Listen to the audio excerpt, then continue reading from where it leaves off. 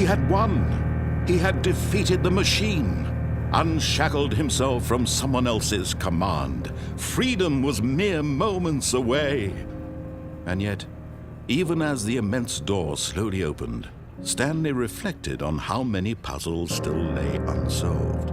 Where had his co-workers gone? How had he been freed from the machine's grasp? What other mysteries did this strange building hold? But as sunlight streamed into the chamber, he realized none of this mattered to him, for it was not knowledge or even power that he had been seeking, but happiness. Perhaps his goal had not been to understand, but to let go. No longer would anyone tell him where to go, what to do, or how to feel. Whatever life he lives, it will be his. And that was all he needed to know. It was perhaps the only thing worth knowing. Stanley stepped through the open door. Stanley felt the cool breeze upon his skin, the feeling of liberation, the immense possibility of the new path before him. This was exactly the way, right now, that things were meant to happen. And Stanley was happy.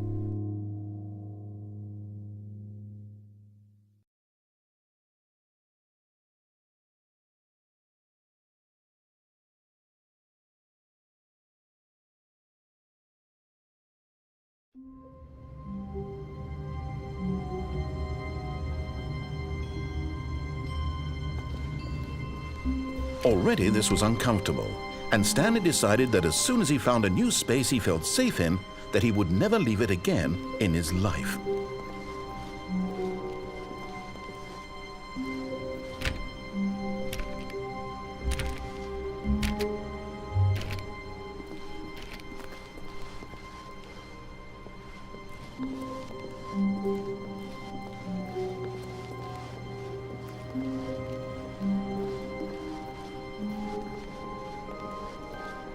When Stanley came to a set of 2 open doors, he entered the door. This was not the correct way to the meeting room, and Stanley knew it perfectly well. Perhaps he wanted to stop by the employee lounge first, just to admire it. Ah, yes, truly a room worth admiring. But eager to get back to business, Stanley took the first open door on his left.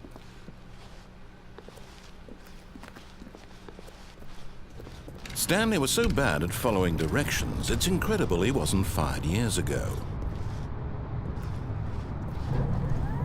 Look, Stanley, I think perhaps we've gotten off on the wrong foot here. But in his eagerness to prove that he is in control of the story and no one gets to tell him what to do, Stanley leapt from the platform and plunged to his death. Good job, Stanley. Everyone thinks you are very powerful.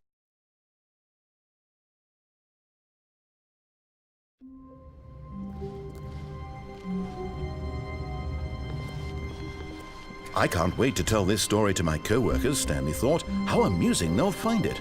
Oh, won't we all just laugh and laugh at the time I thought everyone had gone missing. No matter how hard Stanley looked, he couldn't find a trace of his co-workers.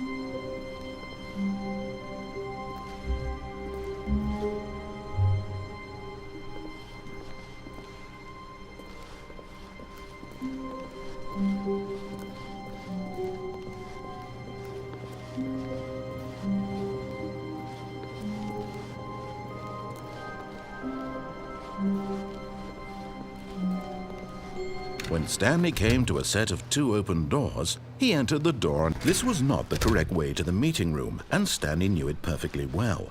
Perhaps he wanted to stop by the employee lounge first, just to admire it.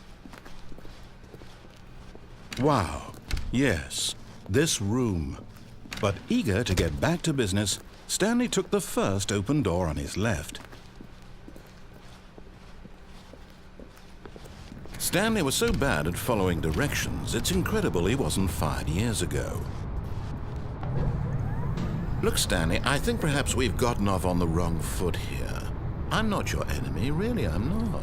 I realize that investing your trust in someone else can be difficult, but the fact is that the story has been about nothing but you all this time. There's someone you've been neglecting, Stanley. Someone you've forgotten about. Please, stop trying to make every decision by yourself. Now, I'm not asking for me, I'm asking for her. This is it, Stanley. Your chance to redeem yourself, to put your work aside, to let her back into your life. She's been waiting. That's her, Stanley. You need to be the one to do this. Oh, no, you can't. Did you just unplug the phone? Now, that wasn't supposed to be a choice. How did you do that? You actually chose incorrectly? I didn't even know that was possible. Let me double check. No, it's definitely here, clear as day. Stanley picks up the phone. He's taken to his apartment where he finds his wife, and the two pledge themselves to one another. Music comes in, fade to white, roll credits. Not picking up the phone is actually somehow an incorrect course of action. How is that even possible? None of these decisions were supposed to mean anything. I don't understand. How on earth are you making meaningful choices? What did you... Wait a second. Did I just see... No, that's not possible. I can't believe it. How had I not noticed it sooner? You're not Stanley. You're a real person.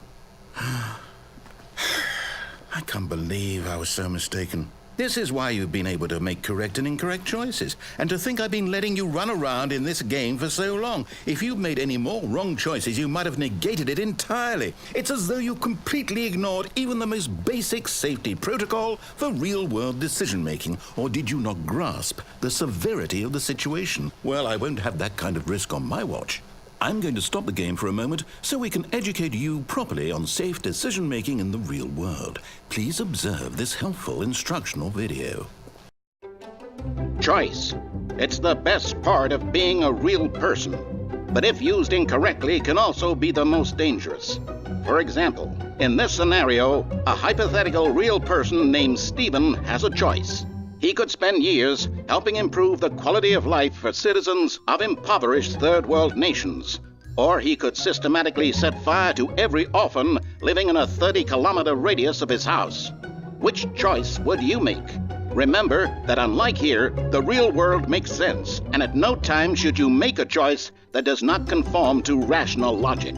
If you find yourself speaking with a person who does not make sense, in all likelihood, that person is not real. Allow the person to finish their thought, then provide an excuse why you cannot continue talking. Turn to a partner and practice saying, "My goodness, is it 4:30? I'm supposed to be having a back, sack, and crack."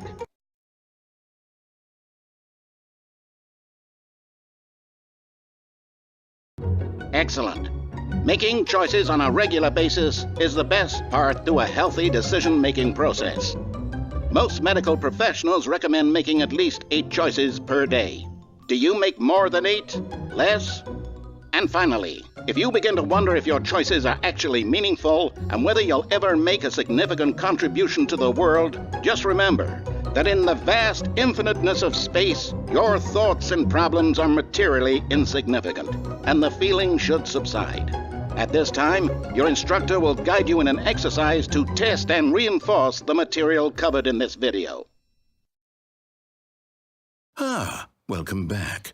You may have noticed that this room has begun to deteriorate as a result of narrative contradiction. But not to worry. Now that you're properly informed on good decision-making, we're going to revisit a choice you made just a few minutes ago and see what the correct thing to do would have been. This way, please.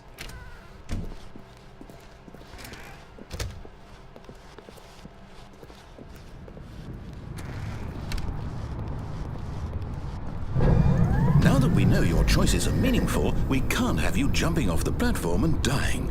Imagine the main character dying senselessly halfway through the story. That story would make no sense at all. We just need to get you home as soon as possible before the narrative contradiction gets any worse. Unfortunately, it seems this place is not well equipped to deal with reality.